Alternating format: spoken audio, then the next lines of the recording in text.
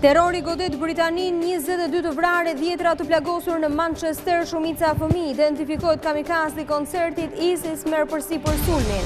Një ditë pas si parlamenti zhbllokoi vetingun, komisioni nis punën për vlerësimin e kandidatëve që plotësuan kriteret, lista pritet të dalë brenda 10 ditësh. Kryeministri Rama kërkon 71 mandate për të qeverisur vetëm pas 25 qershorit, drejtësia do të triumfojë mbi të korruptuarin, dëshkime edhe për politikanët.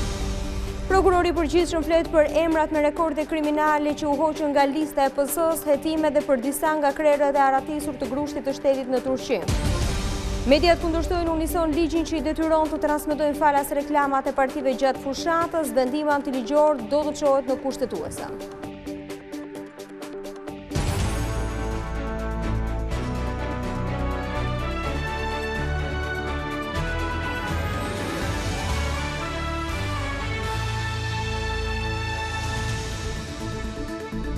Mirëmbrëma zonja dhe zotrin, do t'jemi së bashku në edicionin qendror të lajmeve këtu në ekranin e Vizion Plus.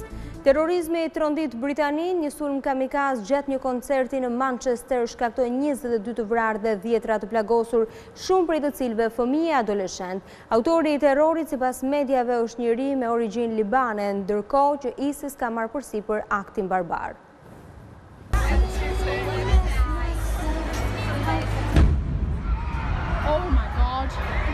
Identifikohet autori i masakrës së ndodhur në qytetin e Manchesterit, ku gjetën vdekjen 22 persona dhe u plagosën 59 të tjerë. Sipas mediave britanike, kamikazi që shpërtheu veten pas koncertit të këngëtares amerikane Ariana Grande quhet Salman Abedi, i lindur në Manchester, por me origjinë libiane. Prindrit e tij u larguan si refugjat nga Libia drejt Britanisë për t'i shpëtuar regjimit të Gaddafit. Abedi ishte një person i njohur për autoritetet britanike që e mbanin në vëzhgim. Sulmi makabër i SH-s u mor përsipër nga Shteti Islamik. Përmes një komunikate në faqen e tij të propagandës Amak, theksohet se kamikazi ishte një ushtar i tij. 12 prej viktimave ishin fëmijë, ndërsa deri tani janë identifikuar 3 nga personat që humbën jetën. Pamjet nga avengjarja që përcollën mediat janë vërtet shokuese.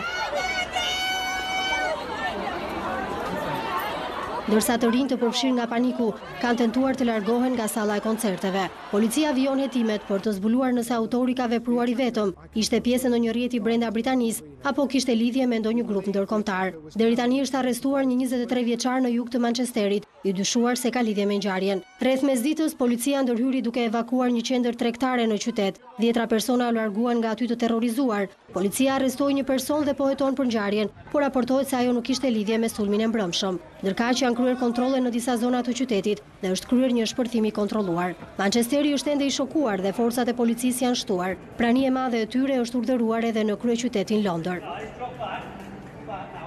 E gjithë bota është solidarizuar me Britanin, liderët kanë dënuar sulmin terrorist që u mori jetën fëmijëve. Edhe Tirana zyrtare ka shprehur mbështetjen duke theksuar se Shqipëria bashkohet me dhimbjen e popullit britanik. Britania, gjithë Europa dhe bota janë në zi pas sulmit terrorist të mbrëmjes së të hënës në Manchester. Flamujt në institucionet britanike si dhe institucionet kryesore europiane në Bruksel janë në gjysmështiz pas ngjarjes, e cila ka sjellë reagime të shumta dhe është dënuar me forcë nga liderët europian dhe botror. Kryeministrja Theresa May deklaroi se vendi kishte rënë prej një sulmi mizor terrorist kundër të rinjve të pambrojtur. Autoritetet britanike kanë shtuar masat e sigurisë në mbar vendin dhe ka shtim të pranisë policore të armatosur në qytetet kryesore. Ndërkohë, nga bota nuk kanë munguar mesazhet e solidaritetit me popullin dhe qeverinë britanike, që nga Australia, Kina, Shtetet Bashkuara dhe gjithë shtetet europiane. Për shpërthimin kamikaz kanë reaguar edhe autoritetet shqiptare, që e kanë cilësuar atë një akt mizor terrorist, duke e dënuar forcërisht dhe duke shprehur të gjithë solidaritetin me viktimat dhe familjarët. Nga sulmi në Manchester nuk ka shqiptar mes viktimave dhe të plagosurve. Lajmin e konfirmon për Vizion Plus ambasadori në Londër. Qyria Koqirko thot se përvajësia diplomatike është në kontakt të vazhdueshëm, ndërsa forcat e sigurisë janë në gatishmëri të plotë. Informacionet e deritanishme tregojnë që nuk ka shqiptar ndërmjet dëmtuarve apo të plagosurve. Gjithë qyteti është në peshën e kësaj ngjarje, jo vetëm qyteti, por gjithë vendi. Masat jashtëzakonshme po merren për të identifikuar nëse personi pra është i vetëm apo është pjesë e një rrjeti terrorist. Gjithë organizmat janë në angazhim maksimal. për të bërë zbardhjen e plotë dhe për të bërë verifikimet përkatëse nëse jemi para nga ata që quhen uqërit e vetmuar, apo është pjesë e një grupi më të gjerë se kaq. Ka qenë në përfundim pra të koncertit të Ariana Grandes, ka qenë një moment specifik sepse është pikërisht në atë periudhën që njerëzit dalin nga koncerti dhe ka qenë në segmentin që lidh këtë ambientin ku realizoi koncerti me Victoria Station, që domethënë është shumë e populluar dhe ndoshta midis viktima mund të ketë dhe prej atyre dhe apo të plagosur që janë bërë pjesë e konfuzionit që ndodh në këto raste. Kandidatët në garë për organet që do të verifikojnë gjyqtarët dhe prokurorët do të nënshtrojnë vlerësimit të komisionit të parë të vetingut. Të gjithë emrat do të thirren në seancë dëgjimore, ndërsa lista finale pritet të dalë pas 10 ditësh. Ka nisur punën komisioni i parë për ngritjen e organeve të vetingut, i cili ka për detyrë vlerësimin e 193 kandidatëve që kanë aplikuar për të qenë pjesë e organeve të rivlerësimit të prokurorëve dhe gjyqtarëve. Ky komision do të prodhojë një produkt, një listë përfundimtare, të cilën do t'ja përcjell Kuvendit të Shqipërisë për t'u vënë në dispozicion dy komisioneve të tjera ad hoc, të cilat janë konstituuar po dje në seancë plenare me vendim të Kuvendit të Shqipërisë. Në emër të opozitës, deputeti Oert Byllykbashi vlerësoi rëndësinë që ka transparenca në procesin e verifikimit të kandidatëve. Në mënyrë që ky proces të jetë përtej çdo dyshimi, e përjedhoj është në tagrin tonë, në detyrën tonë që të garantojmë jo vetëm skrupulozitetin në gjykimin tonë, por dhe transparencë për kandidatët. Përjedhoj të gjithë duhet të dinë në kohë për arsyet pse janë skualifikuar në mënyrë që të kenë mundësinë që të bëjnë atë që kemi ne për detyrë. Procesin e apelimit dhe ne në mënyrë përtej çdo dyshimi t'i çojmë atë. Ky komision do të shqyrtojë të gjitha dosjet e aplikantëve, do t'i thoras në seancë dëgjimore, vetëm më pas do të marrë vendim. Sipas ligjit, komisioni ka 10 ditë kohë për të nxjerrë listën përfundimtare të kandidatëve që do të hyjnë në proces votimi. Pas kësaj mblitet komisioni i dytë, i cili zgjedh 12 anëtarë të komisionit posaçëm të kualifikimit, e më pas ai që zgjedh 7 anëtarë të kolegjit të apelimit. Në fund duhet të mblidhet sërish parlamenti për të votuar anëtarët e organeve të vetingut, por ende është e paqartë nëse seanca do të mblidhet para datës së zgjedhjeve apo deputetët do të thirren për votim pas 25 qershorit. Gjatë një takimi me gratë në Durrës, kryeministri Rama premtoi pastrimin e pallatit të drejtësisë nga të korruptuarit. Marrëveshja politike sipas tij çliroi vetingun, duke i hapur rrugë zbatimit të reformës më të rëndësishme në vend. Shumë faleminderit. Një ditë pas votimit të vetingut në parlament, kryeministri Edi Rama është shprehur i bindur se pallati i drejtësisë do të pastrohet nga të korruptuarit dhe se politikanët e inkriminuar do të vihen përpara përgjegjësisë. Duke folur në një takim me gratë në Durrës, Rama tha se nga marrëveshja me opozitën fitoi reforma në drejtësi. Kjo reformë dhe vetingu është një hakmarrje popullore ndaj atyre që kanë luajtur me fatin e njerëzve, si t'ishte thjesht dhe vetëm një mall që shitet, një mall që blihet. Dhe realizimi i vetingut është themelor pasi hap rrugë zbatimit të reformës. Reforma është tërësore, ndryshon të gjithë sistemin e drejtësisë. Por nëse nuk pastrohet pallati i drejtësisë nga gjykatësi dhe prokurorët e korruptuar, çdo lloj sistemi që ne mund ndërtojmë letër është i detyruar të bjerë në gjunjët e tyre. Rama tregoi përmes batutash pjesë nga negociatat politike, ku përfshin edhe partnerët ndërkombëtar. Mirë pjesa që me u lut, po tash të vinë dhe të hujet për shkesë, nuk shkon. Të vinë dhe të hujet po takoj i herë, shikoj nga afër, djali është i gjatë, vajza nuk është aq e sertë sa duket, e tjera. Më herët gjatë ditës kreu i qeverisë pati një takim me fermerët në Manz, nga ku kërkoi voton për Partinë Socialiste në 25 qershor. Pasi siç tha, e kundërta, votimi i Partisë Demokratike mbetet një kërcënim për vendin. Dy rruga. O votoni Partinë Socialiste, që të vazhdojmë të ngrem ka dhe shtëpisë, o çoni votën pastaj ke Partia Demokratike që t'i hynë themeleve siç e kanë zakon dhe t'i bëjnë def. Nëse jepni Partisë Socialiste mbi 71 mandate, timoni i reformave dhe i shtetit është në duart më të sigurta që janë këtu. Nëse jepni në 71 mandate, mund të ketë Partia Socialiste timonin, por kush e di se sa duhet të ketë në prerë për të majtë timonin. Rama ju përgjigje dhe kritikave të Ben Blushit të bëra një ditë më parë në parlament, duke thënë se vota për të do të ishte një gabim. Për herë të parë, kryetari i LSI-s ka dhënë parashikimin për numrin e mandateve që do të marrë partia antari së cilës do të jetë deri në datën 23 korrik. I pyetur për një koalicion të mundshëm pas zgjedhor me Partinë Demokratike, Ilir Meta tha se LSI është krah hapur për çdo.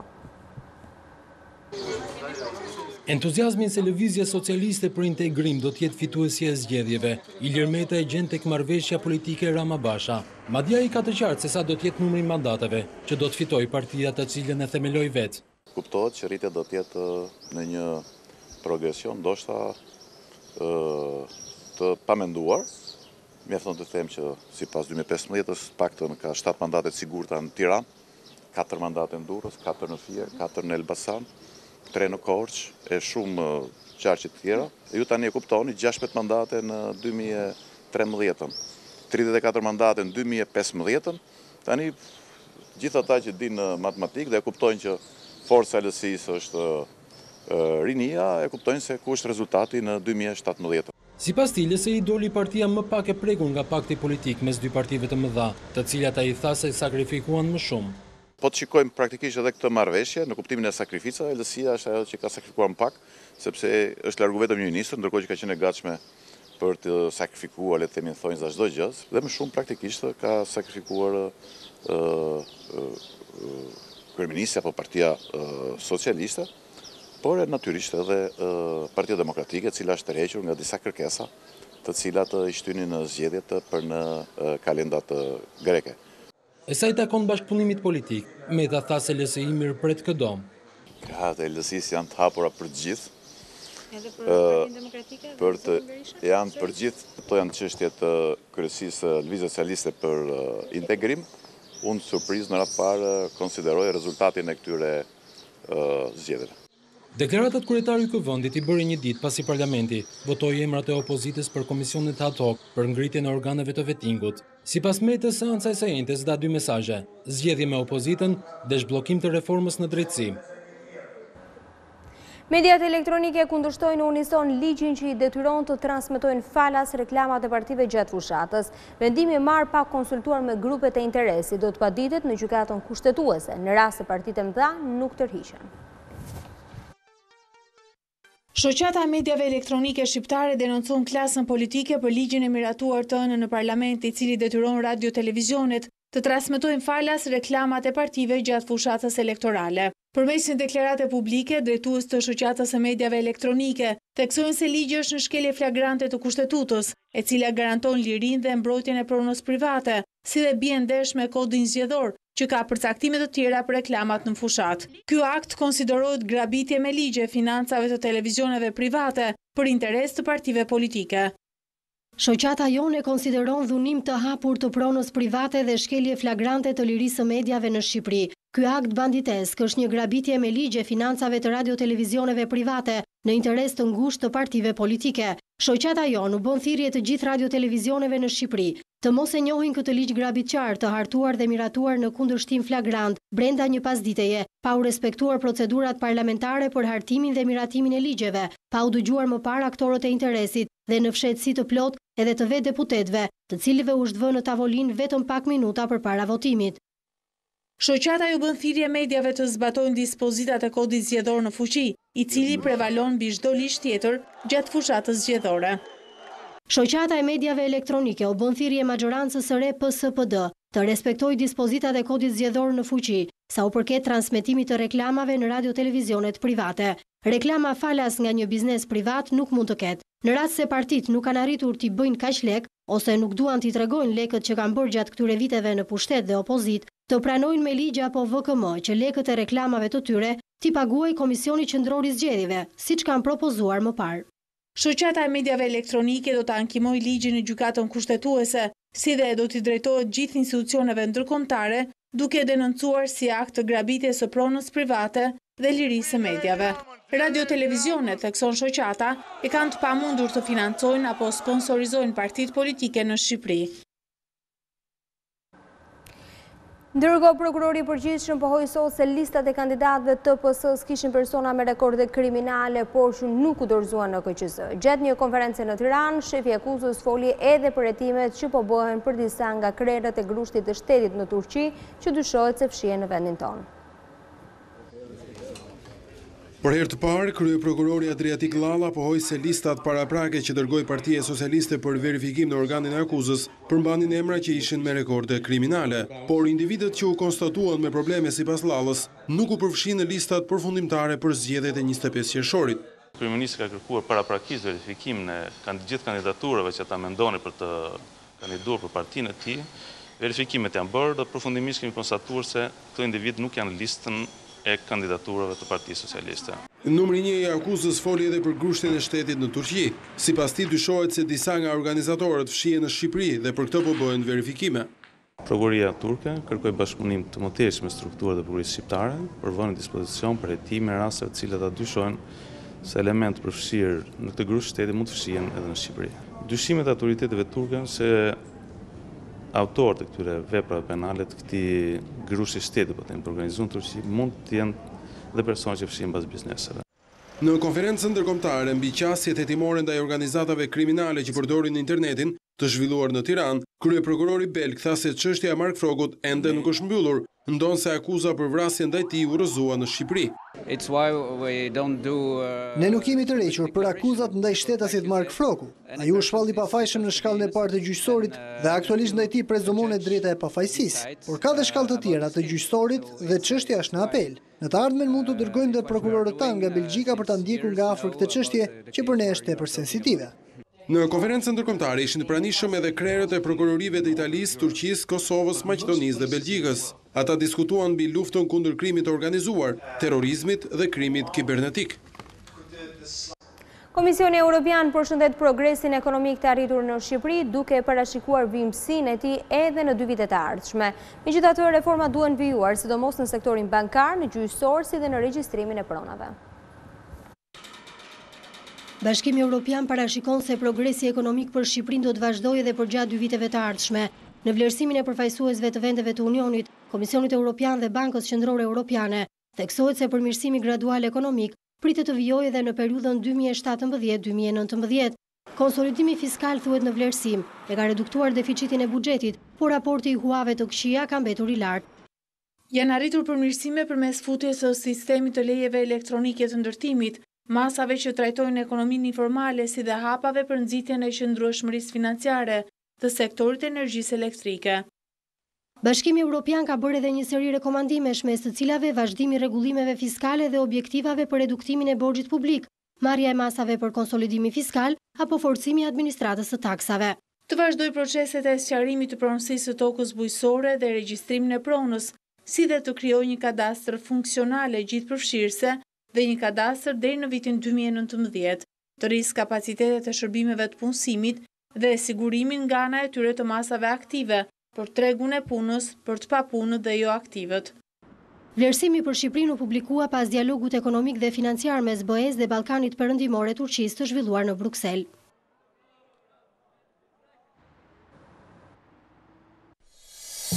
Tjetër krim i rënd për motive banale, 2 persona mbeten të vrarë, një u plagosur rënd në Durrës pas konfliktit për një vend parkimi në një rezervat. Një javë nga skadimi i afatit për procesin e rivlerësimit të pasurive, qytetarët dynden nëpër sportele fluksi më i madh i aplikimeve në Tiranë.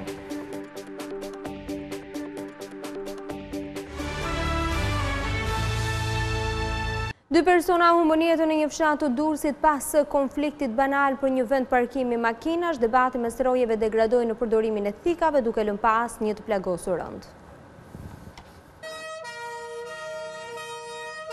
Një sherr banal për një vend parkimi përfundoi me 2 të vdekur dhe një të plagosur rënd.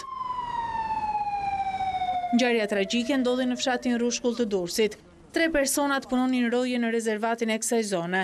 Mësohet se mes 40 vjeçarit Lulzim Qeme dhe Eduard Xhaferit ka nisur debati për parkimin e një automjeti, por në sherrë sipër njëri prej tyre ka nxjerrë thikën. Për të shuar konfliktin ka ndërhyrë kolegu i tyre Yzedin Shallari, por edhe ai nuk u shpëtoi goditjeve fatale. Të 3 personat janë dërguar me urgjencë në spital dhe 2 prej tyre, Lulzim Qeme dhe Yzedin Shallari, nuk u kanë rezistuar dot plagëve të marra, ndërsa kolegu i tyre Eduard Xhaferi është në gjendje kritike për jetën. Policia po vijon hetimet për zbardhjen e ngjarjes, ndërsa ka marrë në pyetje banorët e zonës që ndodheshin në momentin e sherrit. Qytetarët janë dyndur në sportelet të zyrave të regjistrimit për të bërë vlerësimin e pasurive të tyre, teksa fati po shkon drejt përfundimit vetëm në Tiranë. Nga fillimi i këtij viti deri tani janë bërë 51.000 aplikime.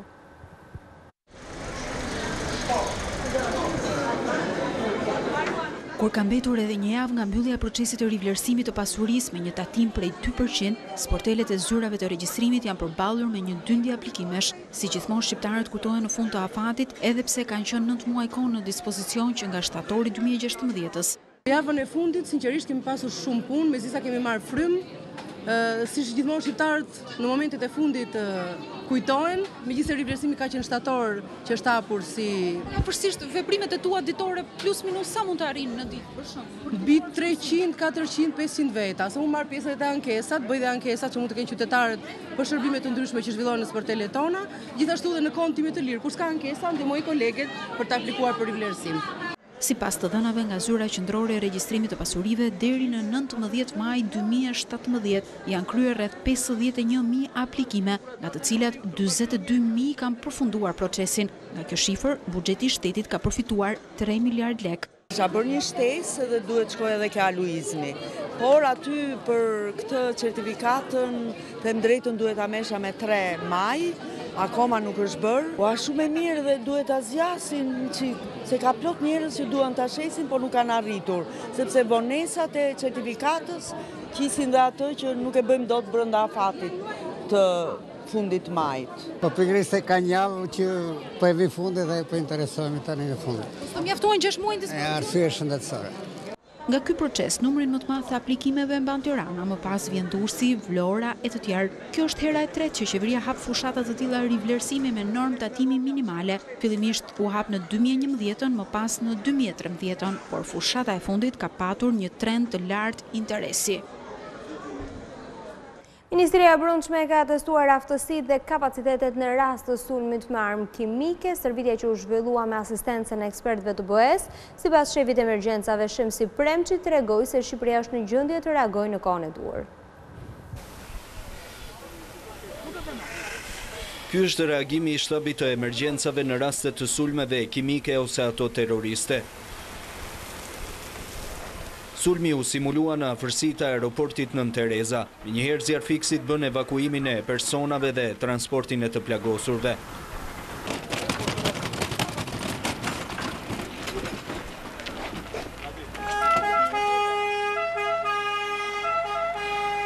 Stërvitja u asistua dhe nga ekspert të Bashkimit Evropian, ndërsa për kreun e emergjencave Shemsi Premçi ajo tregoi se Shqipëria është e aftë u përgjigjet sulmeve të tilla. Normalisht unë mendoj që kjo stërvitje vlen për gjithë qytetarët e Republikës Shqipërisë, për gjithë strukturat shtetërore, me qëllim që të mësojnë për mënyrën e reagimit në përpunimin dhe dekontaminimin e të gjithë objekteve dhe personave që kanë ndodhur në zonën e incidentit. Gjatë simulimit u testuan disa aspekte specifike të reagimit ndaj emergjencave me lëndë kimike dhe radioaktive. Një 78 vjeçar ka mbetur i plagosur rënd pasi është përplasur nga një automjet në superstradën Lezhë-Shkodër. Ngjarja ndodhi në orët e para të mëngjesit të së martës, kur i moshuari Nikol Gjoka po kalonte rrugën dhe u përplas nga mjeti tip Bend. 78 vjeçari është dërguar menjëherë në spitalin e Lezhës. Policia ka shoqëruar drejtuesin e mjetit Marko Doda, i cili ka dëshmuar se nuk e kishte parë kalimtarin. Bashkia po rikonstrukton një nga rrugët më problematike në qendër të Tiranës. Projekti sipas kryebashkiakut Veliaj do të përmirësojë gjithë infrastrukturën e zonës. Ndonë se jetojnë vetëm pak metra larg sheshit Skënderbej, banorët e rrugës Kajo Karafili në njësinë administrative nr. 10 përballeshin prej vitesh me balte në dimër dhe pluhurin në ver, si pasojë e rrugës tërësisht të amortizuar e me gropa. Kryetari i Bashkisë së Tiranës, Erion Veliaj, inspektoi punimet e kryera dhe vlerësoi kontributin që japin për përmirësimin e infrastrukturës në kryeqytet edhe donatorët privat. Ne kemi filluar një seri investimesh në njësinë 10, ajo që ne e quajmë një buqet rrugësh, kështu që spari ju kërkojnë ndjes banorëve. Në shumicën e këtyre netve, duke filluar nga qershori deri në shtator, ne do të jemi me gjithë makineritë e rënda duke bërë investime, kryesisht asfaltime. Velia ju kërkoi mirëkuptimin banorëve për çdo vështirësi që do të hasin gjatë kësaj periudhe, si pasojë e punimeve që do të kryhen në shumë zona të kryeqytetit. Ne jemi momentalisht duke punuar në disa rrugë, Kajo Karafili ishte një prej tyre, Mujo Ulqinaku një rrugë tjetër, kemi mbaruar bllokun tek Tregu Çam, kemi mbaruar bllokun tek Shallvaret, kemi mbaruar disa nga bllokët e njësisë. Por periudha e maj-shtatorit është periudha asfaltit. Veliaj nënvizoi si një mënyrë e mirë për të përmirësuar jetën në komunitet, sidomos në pallate dhe ambiente të përbashkëta, është fondi për komunitetin. Ai theksoi se banorët që janë organizuar dhe kanë zgjedhur administratorin mund të aplikojnë për të përfituar mbështetje financiare për merremetimet apo rikonstruksionin e pallatit. Policia italiane zbuloi 32 kg kokain brenda një automjeti tip BMW X5 në të cilin udhëtonte një shqiptar dhe një rumune. Droga ishte ndarë në 26 pako dhe në treg do të kapte vlerën e 3 milion eurove. Lënda narkotike ishte fshehur në pjesën e poshtme të makinës të modifikuar. Policia ndaloi 31 vjeçarin shqiptar dhe një vajzë 30 vjeçare. Arrestimet u kryen në autostradë në lindje të Milanos. Gjatë kontrollit të dokumentacionit, policia zbuloi se bëi fjalë për 2 persona me precedent në shpërndarjen e lëndëve narkotike. Pas kontrollit u sekuestruan dhe 1.400 euro. Megjithëse ngjarja u pa qartë nga pamjet filmike, gjykata e Shkupit ka vendosur t'i dënojë vetëm me kusht autorët e sulmit në Parlamentin e Maqedonisë. Dënuesit e deputetëve dhe gazetarëve janë pritur me brohoritje si heronj pas shpalljes së vendimit. Me një vendim të cilësuar si skandaloz, gjykata e Shkupit la të lirë protagonistët e sulmit të dhunshëm në parlament mbrëmjen e 27 prillit. Gjykata dënoi vetëm me kusht 9 të akuzuarit për goditjen barbare të kryetarëve të 2 partive të shumicës parlamentare, Zoran Zaev e Ziadin Sela, të deputetëve të tjerë si dhe gazetarëve, që të gjithë të pandehurit e pranuan fajin në gjykat për të përfituar dënime shumë të lehta. Vetëm një prej huliganëve u dënua me 1 vit e gjysmë burg, me kushtin për të mos e përsëritur të njëjtën vepër penale gjatë 5 viteve të ardhshme. Për të tjerët dënimi me kusht ishte 6 muaj. Por agresorët nuk do të privohen nga liria për dhunën e pashembullt në parlament. Shmangja e burgut përmes dënimeve me kusht ka entuziazmuar edhe turmën e ekstremistëve, e cila i ka pritur ata si heronj. Huliganët janë pjesëtar të grupeve ekstremiste dhe njihen si përkrahës të partisë së Nikola Gruevskit. Më herët pamjet filmike zbuluan se ishin deputetët e VMRO-s, ata që hapën dyert e parlamentit për turmën që përgjaku kuvendin. Qeveria greke nuk ka arritur të bindë dot ministrat e financave çfarë ka bërë që të mos marrë këstin e radhës. Shefi i Eurogrupit u shpreh se Atina duhet të bëjë më shumë për reformat dhe se bisedimet do të vazhdojnë deri në takimin e radhës në 15 qershor. Greqia nuk ka mundur të sigurojë një marrëveshje të re për të zhbllokuar këstin e ardhshëm të ndihmës shumë miliardçe, pasi bisedimet e ministrave të financave të Eurozonës, edhe pse zgjatën për disa orë, nuk prodhuan një rezultat konkret. Kreu i Eurogrupit, Jeroen Dijsselbloem, tha se kishte ende një ndek të madh mes asaj që mund të bëhet dhe asaj që duhet të bëhet. Gjithsesi, shefi i Eurozonës tha se palët ishin shumë afër një marrëveshje dhe se bisedimet jo zyrtare do të vazhdojnë deri përpara takimit të ardhshëm të Eurogrupit më 15 qershor. Takimi mbajtur në Bruksel kishte për qëllim të vendoste nëse Greqia kishte bërë sa duhet për të marrë një kredi prej 7.5 miliard eurosh për lehtësimin e borxhit. Këto para janë jetike për Greqinë për të shlyer këstin e borxhit në korrik dhe për të siguruar këto fonde, grekët kanë ndërmarrë një sër reformash ekonomike, shoqëruar edhe me masa të tjera shtrënguese të miratuara javën e kaluar në parlament. Mediat raportojnë se FMN dhe Gjermania janë shprehur parimisht dakord për të ndihmuar Greqinë në lehtësimin e borxhit, ndërsa rezistencë kanë bërë disa antarë të tjerë të Eurozonës. Preja është kthyer në një stret të vërtet për artistët shqiptarë dhe të huajt. Në një vit nga vendosja në qendër të Tiranës nuk kanë munguar nga shfaqjet skenike deri te mbrëmjet poetike.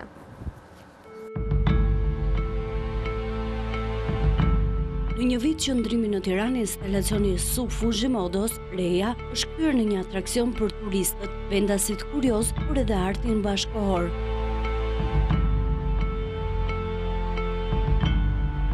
Numërohen jo pak evente të organizuar brenda këtij viti, duke shndërruar ren një vepër arti që përcjell art, që javët e para u përdor për lexime skenike, për mbrëmje poetike apo bashkëbisedime me artistë, derisa u zbulua që muzika, por edhe arti mund të përshtateshin në të.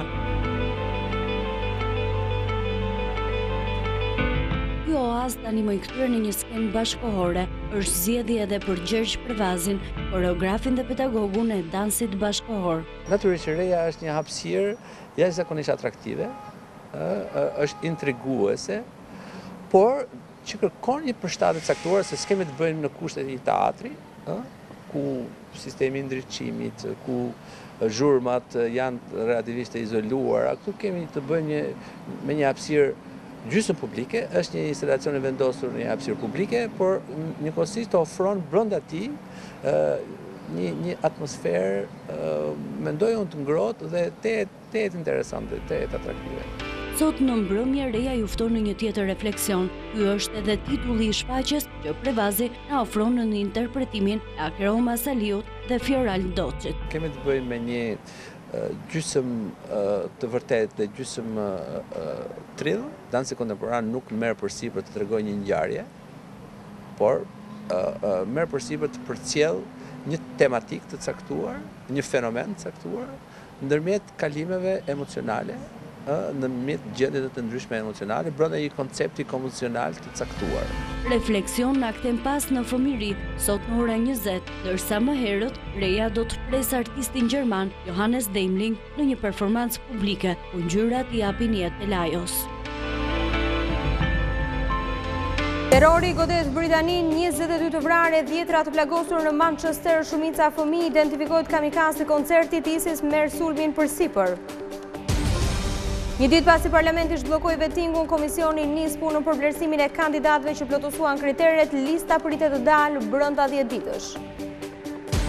Kryeministri Rama kërkon 71 mandate për të qeverisur vetëm pas 25 qershorit, drejtësia do të triumfojë mbi të korruptuarit, ndëshkime dhe për politikanët. Prokurori përgjithshëm flet për emrat me rekorde kriminale që u hoqën nga lista e PS-s, hetime dhe për disa nga krerët e aradhisur të grushtit të shtetit në Turqi.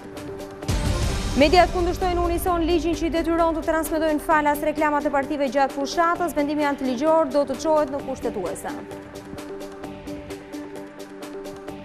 Zonja dhe zotrin, kjo ishte gjithçka e përgatitur për edicionin qendror të lajmeve. Për më shumë informacione dhe në çdo kohë mund të klikoni në adresën tonë të internetit si dhe në faqen tonë në Facebook. Bashkë ndajemi këtu, mirupafshim.